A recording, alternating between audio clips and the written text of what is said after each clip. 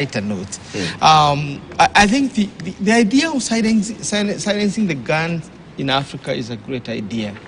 It was mooted by one of my friends, Lesotho, who is heading those African unions, Dr. Havere Matrosa. He's the one who is very, very keen on that kind of idea, together with his friend, the former Prime Minister of Sudan, Abdallah Hamdok. They are the fathers and the founders of this concept of silencing the gun from our days in South Africa.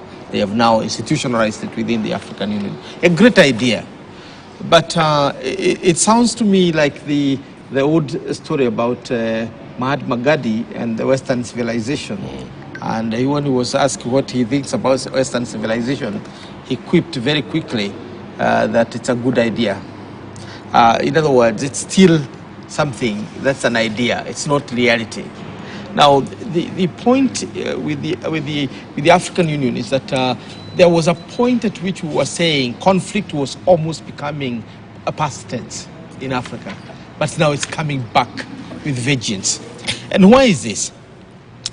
When you read the strategies of the major powers that are now fighting in what is emerging as they call it low intensity, Third World War, because this is basically what it is. It's a low intensity Third World War, very hot in Ukraine, but very low in other areas. So we have entered the Third World War, and this is unique because everybody is afraid about the nuclear arms because they know that will destroy the whole world. At the same time, the imperative to fight is there. Therefore, you're trying to use conventional weapons to see whether you can win a conventional war against a nuclear power. And Africa is now the battleground. Why is it the battleground? Because of what I said earlier, that we control over 60% of the world's strategic resources. Now, the battle in Sudan, and I dare say, has nothing to do with the Sudanese. Absolutely. There's nothing to do with the Sudanese. Because Hemedit is the deputy to Burhan. He's Janjaweed. Yes. No, the point is, he's no longer Janjaweed. He has been empowered that now the militia is stronger than the state or the constitutional military. And it's the state that created that And militia. it's the state that created that militia. No. But in this regard, we cannot silence the guns if situations as are obtaining in Sudan continue to obtain. In Congo, we have seen the resurgence of M23. Never mind the intervention by the African Union, by the East African Standby Force. At the same time, we are seeing issues in Central African Republic. We've seen resurgence in Mali, Niger, the terrorism. And by the way, and Mustafa is the expert in this area, there is nothing like terrorism per se. Correct. Much of it is proxy war in the name of terrorism. It's proxy war. Somebody is funding these terrorists for the purpose of controlling, corners of Africa, particularly the Horn of Africa. And therefore, the idea that guns are going to be silenced is not true, because Africa is beginning to be more and more, intervened by external powers. And the game is changing, because previously we had the superpowers. Now we have the middle powers doing the bidding. It's the middle powers. And by middle powers, we mean countries in the Gulf region, Qatar, UAE, Saudi Arabia, Turkey, Egypt. All these are now players, and they are playing in terms of their own interests. Previously, they used to be subordinated to a certain superpower. Now they are not.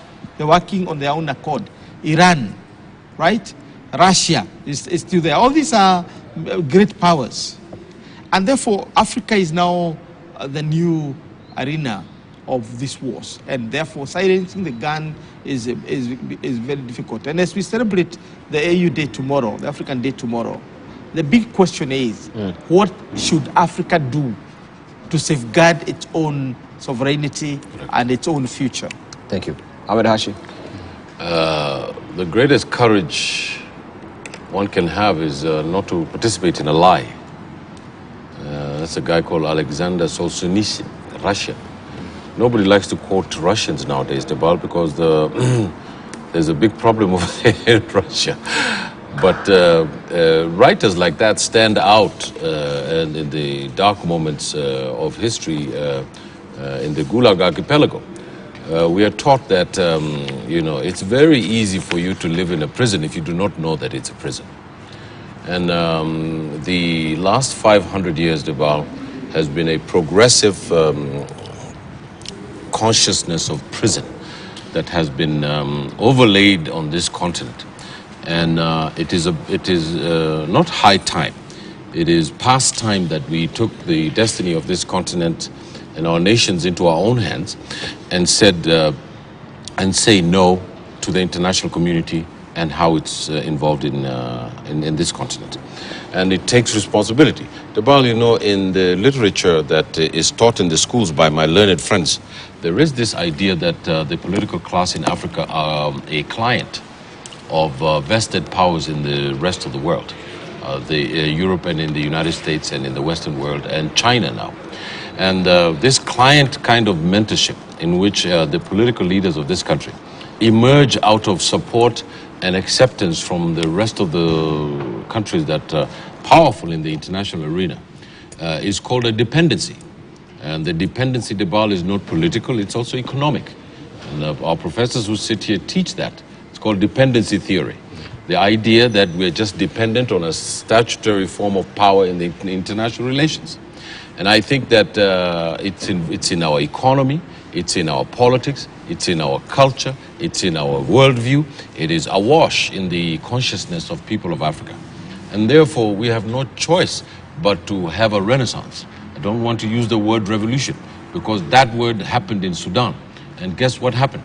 The army, probably the most reactionary group in the continent, took guns and now they're shooting at women and children in Sudan who stood up because they refused to accept the price of bread and they wanted a one man, one vote. Debal, simple things, things that are just taken for granted.